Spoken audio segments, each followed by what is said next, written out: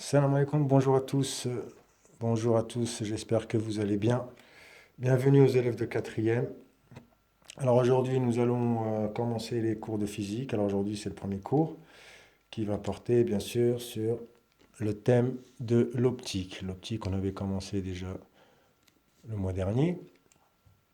L'optique, bien sûr, c'est tout ce qui est relatif à la lumière. Donc on va reprendre un peu ce qu'on avait vu la dernière fois. Voilà. Alors qu'est-ce qu'on avait vu la dernière fois? On avait commencé nos cours sur la lumière, on avait fait quelques petits rappels. Je reviens sur les notions qu'il fallait retenir.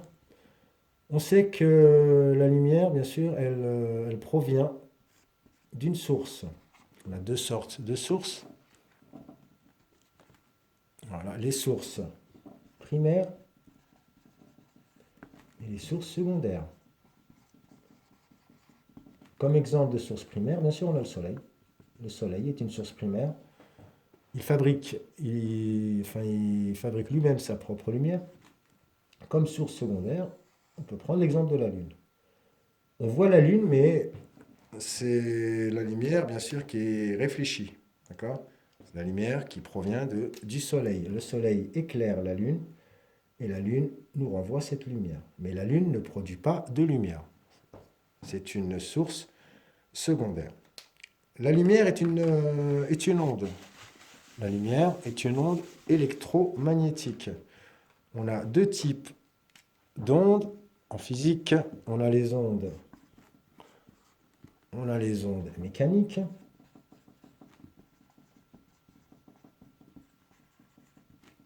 et les ondes électro. Est-ce qu'on le voit dans le... Oui, on le voit bien, électromagnétiques. Alors, je suis en train de... Voilà. Je suis en train de surveiller aussi le portable en même temps. Les ondes mécaniques, on a comme exemple le son. Le son, les vagues dans la mer. On a quoi d'autre? Bon, il y en a beaucoup. Les ondes mécaniques, elles perturbent la matière. Elles ne se déplacent que dans la matière. D'accord? Donc le son a besoin d'air. Il se propage aussi dans le métal. Il se propage également dans l'eau. Pour les ondes électromagnétiques, à la différence des ondes mécaniques, elles se propagent aussi dans le vide. D'accord? Matière et vide. Matière, bien sûr, pas dans toutes les matières. Voilà. Les ondes mécaniques se propagent dans la matière, les ondes électromagnétiques dans le vide et la matière. Chaque onde, lors de sa propagation, elle possède une vitesse. D'accord? Les ondes mécaniques, bien sûr, sont largement plus lentes que les ondes électromagnétiques. Les ondes électromagnétiques ont toute une vitesse dans le vide et dans l'air à peu près de 300 000 km par seconde.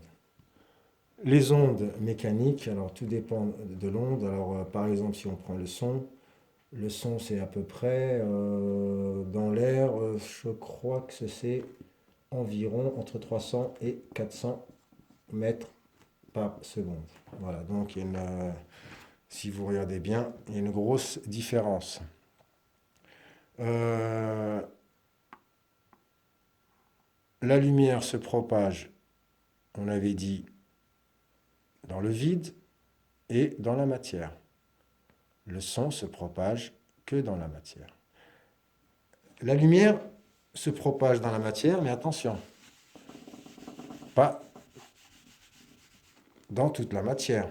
On a des corps transparents.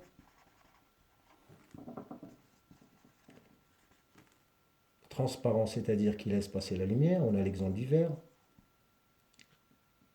L'air c'est un corps transparent. On a les corps opaques. Opaques qui ne laissent pas la lumière, qui ne laissent pas passer la lumière, pardon.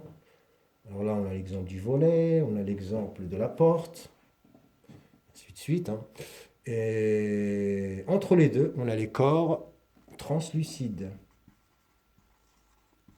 Translucides, on a l'exemple de la feuille qui est tachetée d'huile. On a l'exemple du papier calque. On a l'exemple du plexiglas, hein. Donc il y a certains plexiglas qui sont translucides, qui laissent passer la lumière seulement en partie. Voilà. Je vais revenir quelques minutes sur cette notion d'onde. Une onde. Voilà. Qu'est-ce qui caractérise une onde? Qu'est-ce qu'une onde? Une onde, je vais prendre l'exemple le plus simple de la corde. La corde, on a un petit personnage ici, et un autre personnage là. Entre ces deux personnages, on va placer une corde. Voilà, une corde bien tendue. Donc à l'extrémité de cette corde, on a ces deux personnages qui tirent la corde. Voilà. La corde de repos, bien sûr, elle est horizontale, hein. Donc il n'y a pas de vague, il n'y a pas de perturbation, il n'y a rien. Et on demande à ce personnage-là, qu'on va appeler personnage A, ici personnage B, on va lui demander de bouger la corde, de bouger son bras. Qu'est-ce qui va se produire? Une perturbation. Cette perturbation, bien sûr, dépend de la force, hein, avec laquelle le personnage A a agité la corde, a bougé la corde, et elle dépend aussi de la vitesse du bras. D'accord? Donc, ça, c'est les paramètres, mais on ne va pas rentrer dans le détail. Cette perturbation, elle va se propager. Elle va se propager du point A au point B. D'accord? Une onde se propage à une certaine vitesse. On avait dit que le son, c'est 300 mètres, entre 300 et 400 mètres secondes. On va demander au personnage B maintenant de rééditer son geste, mais d'une façon régulière, c'est-à-dire d'une façon... attendez, j'efface le tableau, là je suis en train de regarder. Voilà, je vais refaire le dessin. Et on va demander à notre personnage, par exemple, d'actionner son bras toutes les secondes. Qu'est-ce qui va se créer? Qu'est-ce qui va se produire? Il va se créer des petites vaguelettes comme ça, d'une façon régulière. Voilà, c'est ce qu'on appelle une onde. Voilà, une onde. Cette onde est caractérisée par sa période. Ici, en l'occurrence, on a une période d'1 seconde. On lui a demandé de faire le geste toutes les secondes. Donc, la perturbation, bien sûr, elle se crée toutes les secondes. Et là, c'est ce qu'on appelle une période. La période entre deux points, enfin, le temps entre deux points identiques est une période. Une onde est caractérisée par une période. On peut lui demander aussi, voilà, de refaire le geste, mais là, toutes les 2 secondes. Donc, toutes les 2 secondes, bien sûr, ma période, elle va être 2 fois plus grande. Et là, on le voit ici, sur le schéma. Là, j'ai une autre onde, une onde différente. Elle est caractérisée par une autre période. D'accord? Les ondes, bien sûr, elles sont caractérisées par la période, mais on peut la caractériser aussi par une fréquence ou une longueur d'onde. Nous, on va étudier juste la période. On ne va pas faire de calcul. On va juste essayer de comprendre ce que c'est qu'une onde. L'onde, voilà, l'onde, c'est une perturbation régulière déterminée par une période. Chaque période détermine une onde. Alors, on avait dit précédemment que la lumière est une onde également. Donc, on peut aussi la schématiser comme ça. La lumière est une onde et possède aussi une période. Voilà. Sauf que cette période-là, bien sûr, elle est infinitésimement plus petite que la période de la corde qu'on a vue tout à l'heure, hein. Donc, ce n'est pas du tout la même période, mais elle est caractérisée quand même par une une période régulière. Et on peut aussi représenter la lumière avec une onde différente. Et chaque onde, avec sa période déterminée, bien sûr, correspond à une couleur. Cette onde est une couleur, cette onde donne une couleur, enfin une autre couleur, et celle-là une autre couleur, et on en a une infinité. La lumière blanche, la lumière qu'on reçoit du soleil, qu'on appelle la lumière blanche, est un mélange de couleurs. Vous l'avez tous remarqué, par exemple, lors d'un arc-en-ciel, l'arc-en-ciel projette toutes les couleurs de la lumière blanche. La lumière blanche, je le répète, est un mélange de couleurs. Et comment on peut le mettre en évidence? On va étudier justement les expériences d'un certain Newton. Newton est un scientifique anglais qui a vécu au XVIIe siècle. Et c'est lui qui a mis en évidence justement la lumière et ses différentes couleurs, avec des expériences qu'on va étudier et qu'on va essayer de reproduire. Enfin, on va en reproduire une à la fin du cours, mais avant tout, on va essayer de comprendre son protocole. Voilà. Alors, je vous ai mis un document. Ici, on a Newton, la photo de Newton, Isaac Newton.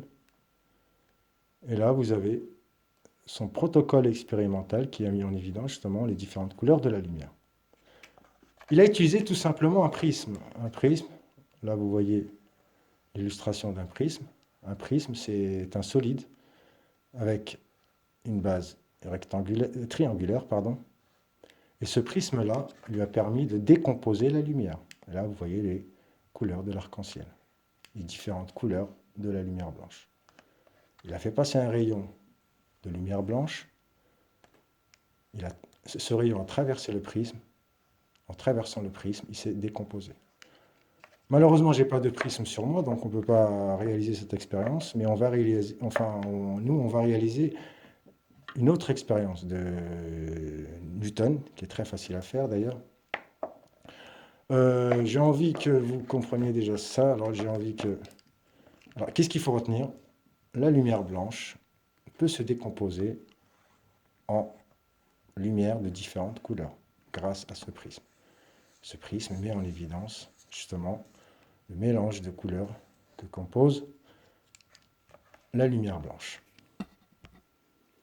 On peut décomposer aussi la lumière à l'aide d'un réseau.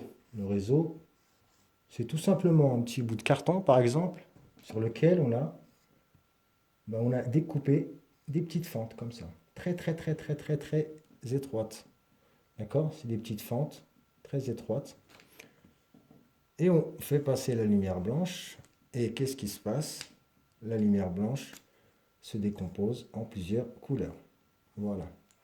Bon, c'est très schématique, mais on ne va pas s'attarder sur le réseau. Nous, on va revenir sur notre prisme. On a dit que le prisme, c'est un solide. Dès qu'on fait passer la lumière blanche, il en ressort des lumières, des rayons de couleurs différentes. Chaque rayon correspond à une onde, à une couleur. Donc chaque rayon possède une période. Nous, on a vu la période tout à l'heure, d'accord? On peut aussi utiliser la fréquence, mais peu importe. Chaque onde, chaque couleur correspond à une onde différente. Donc, le prisme nous permet d'analyser une lumière. Il faut savoir que chaque élément, chaque molécule, si vous voulez, produit une lumière caractéristique. Voilà, là on a notre molécule, et chaque molécule, ou chaque atome, envoie une lumière caractéristique quand on l'excite, on le chauffe. Et comme vous savez, le soleil, il chauffe, d'accord? Il brûle. Enfin, il brûle, non, c'est plutôt des réactions radioactives, mais il y a beaucoup de chaleur. Il y a beaucoup de chaleur, donc les atomes sont excités, et étant excités, ils renvoient une certaine lumière. Chaque élément envoie une onde particulière. Et avec le prisme, justement, on peut analyser ces lumières et déterminer la nature de cet élément. Voilà, c'est ce qu'on appelle la spectrométrie. Ce qu'on appelle la spectrométrie. Ou la spectroscopie, peu importe. On obtient, après analyse, l'élément nous renvoie de la lumière, on la capte sur un écran. Alors l'écran, bien sûr, on aura certaines couleurs. J'ai pas de feutre couleur, mais vous imaginez différentes couleurs. Et grâce à ce spectre, qu'on appelle un spectre, on peut déterminer la nature de l'élément. Voilà.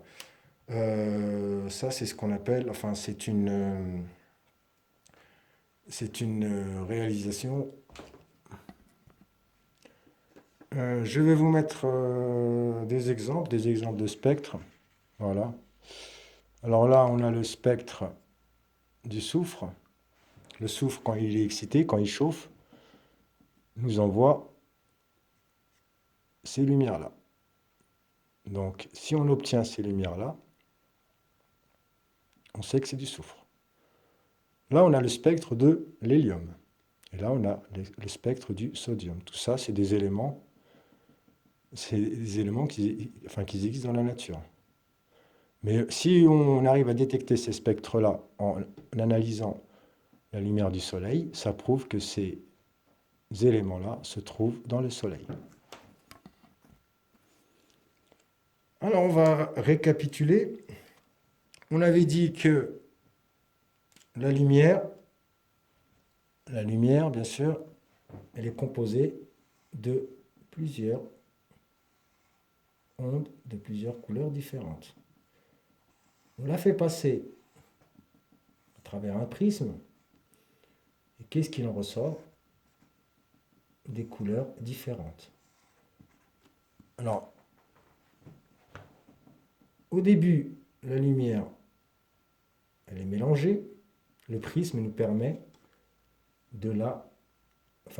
d'éclater ce paquet d'ondes. D'accord? Le prisme, son rôle, c'est de séparer les différentes couleurs. Et on peut le voir aussi dans la nature quand vous regardez un arc-en-ciel. L'arc-en-ciel, je vais vous mettre une petite illustration. Voilà, l'arc-en-ciel, c'est tout simplement une décomposition de la lumière. Qui a décomposé cette lumière? Bien sûr, on n'a pas de prisme dans l'atmosphère. C'est tout simplement les gouttes d'eau. D'accord? On a des gouttes d'eau en suspension dans l'air. C'est des gouttes, bien sûr, très petites. Ces gouttes reçoivent de la lumière du soleil et elles les décomposent en plusieurs couleurs. D'où l'apparition de l'arc-en-ciel. On va revenir au cours. Alors, qu'est-ce qu'il faudra mettre dans son cours? Alors, excusez-moi, j'efface le tableau. Qu'est-ce qu'il faudra mettre dans son cours? Alors, c'est un cours qui est pas très long, On va le lire ensemble. Déjà, ça concerne le thème de l'optique, donc vous le mettez, ça aussi en gros. Chapitre 1, les lumières colorées et la couleur des objets.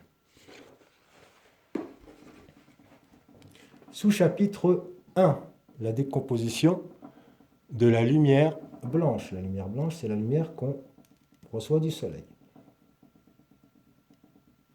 Paragraphe 1, la lumière blanche. Là, je donne la définition de la lumière blanche.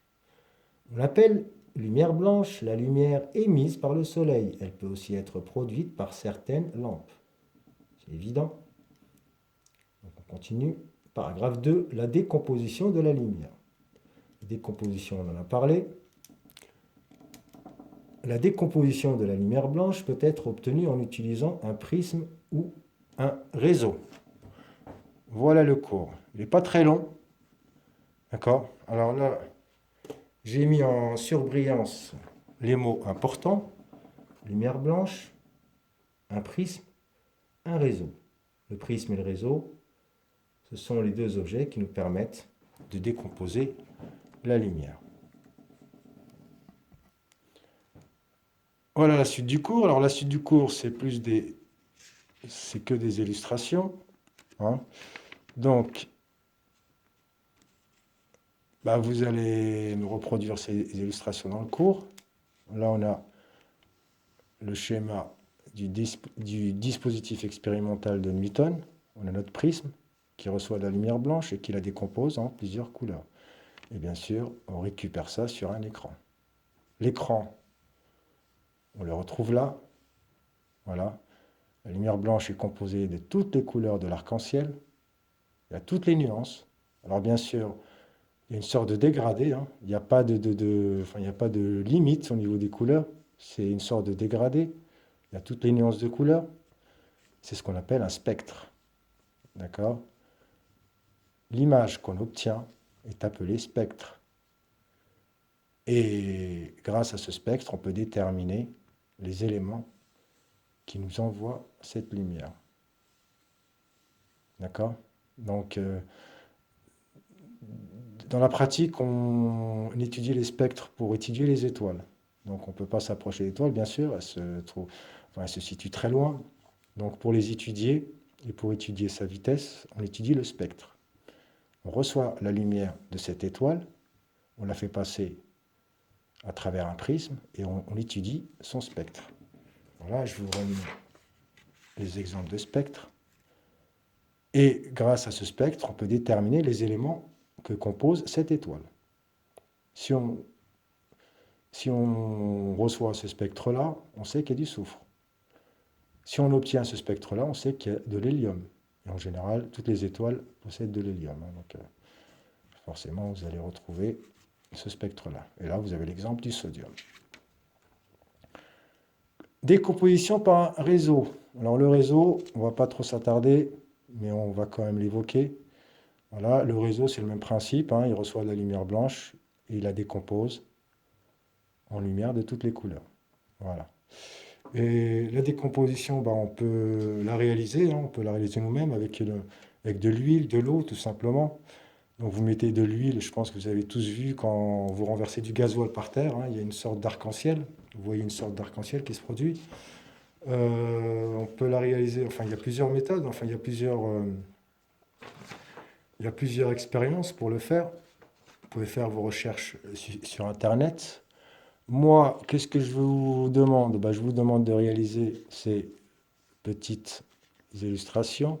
Voilà. Donc elles ne sont pas difficiles, prenez votre temps. Et comme bilan, alors le bilan, la lumière blanche est composée du mélange de toutes les lumières colorées qui existent. Cet ensemble de lumières colorées constitue le spectre de la lumière visible. Ici, le mot important, c'est spectre. Le spectre, bien sûr, c'est ce qu'on obtient après décomposition. Voilà.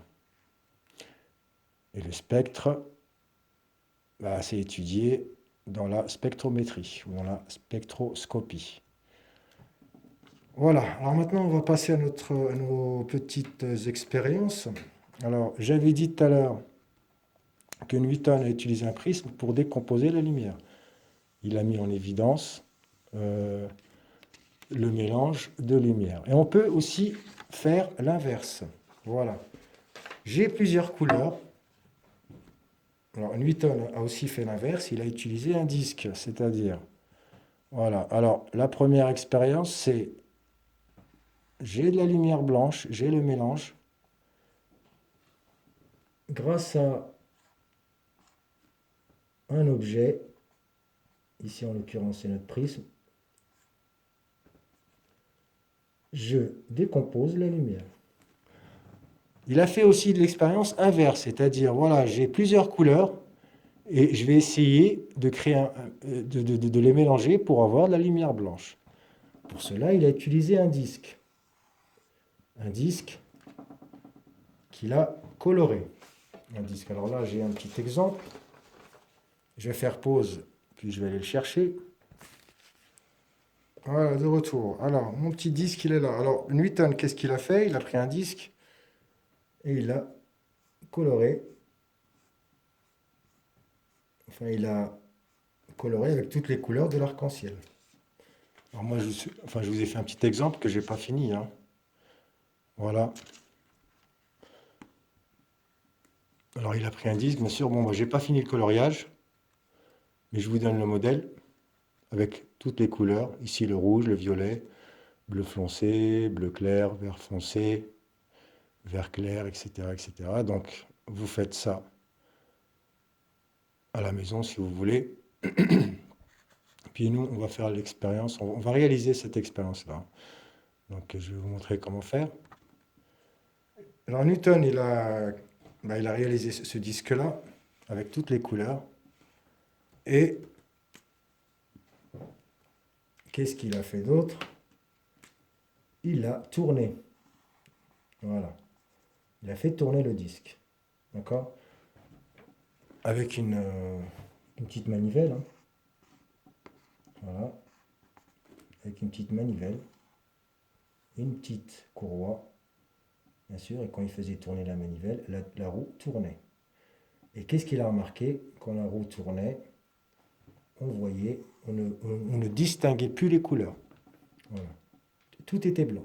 Dès que la roue tournait, les couleurs se mélangeaient et on obtenait du blanc. Alors nous, on va réaliser cette expérience-là. Alors on aura besoin de quoi? Donc la manivelle, on ne va pas utiliser de manivelle, on va utiliser un petit moteur. Alors un petit moteur, bien sûr, je pense que vous pouvez en trouver. À la maison, vous devez avoir des petits jouets comme ça qui ne marchent plus. Hein, ou soit dans... Voilà, donc vous cherchez, bon, je pense que vous allez trouver un petit moteur comme ça, voilà. Vous pouvez le retirer. C'est très facile à enlever. Soit vous demandez à vos parents, je pense qu'ils peuvent vous en procurer un, pas de problème. Un petit moteur, d'accord? Nous, on ne va pas prendre les roues, hein, on ne va pas prendre tout le mécanisme, on va prendre juste le moteur.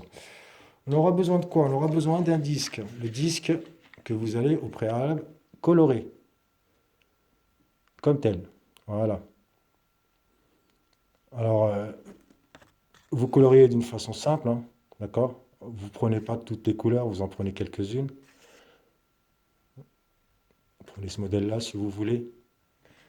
On aura besoin aussi d'un petit support. Voilà. Le petit support, il est là. Carré, en carton rigide. Alors, ce support-là, il aura deux rôles. Déjà, de maintenir le cercle, enfin le cercle coloré, la roue.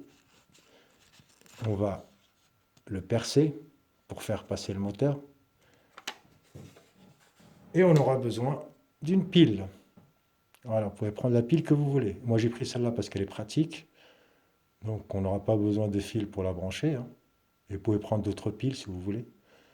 Voilà, vous avez le plus et vous avez le moins ici. Et qu'est-ce qu'on obtient? Alors, moi, je vais faire pause et puis je vais vous montrer. Voilà ce que j'ai réalisé. Alors, ça, c'est le disque de Newton. Voilà, je l'ai branché au moteur. Et là, j'ai ma pile.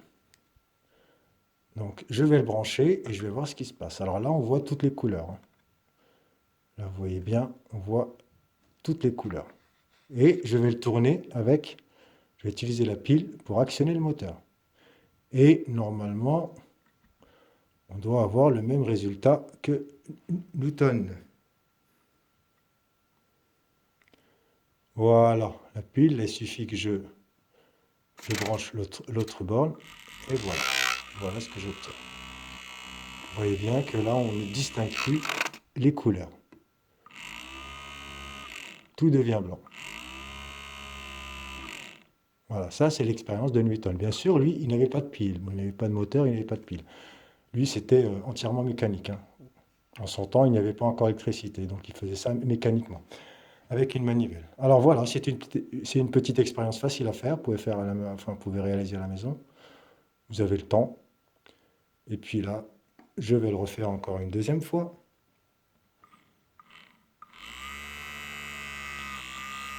Et on remarque que les couleurs se mélangent et produisent de la lumière blanche. Et ça met en évidence, voilà, je pose tout ça. Ces expériences-là ont mis en évidence on va dire, la complexité de la lumière blanche. La lumière blanche, c'est un mélange de lumière. Voilà, vous pouvez réaliser cette expérience-là à la maison. Ça ne demande pas beaucoup de temps, hein, pas beaucoup d'argent, donc il n'y a pratiquement rien à acheter. Je pense que vous devez tous avoir ça à la maison. Un petit moteur, une petite pile. Concernant le travail à faire, alors le travail à faire pour la prochaine fois, je vais vous demander de faire deux petits exercices. Je vais vous les donner. Je vais vous les envoyer aussi par WhatsApp. Je vais vous envoyer la photo par WhatsApp. Je suis en train de chercher les exercices. Voilà, les exercices. Alors vous allez me faire juste ces exercices de compréhension, hein. Voilà. Test. Je vais vous envoyer, ne vous inquiétez pas si vous avez du mal à lire ici.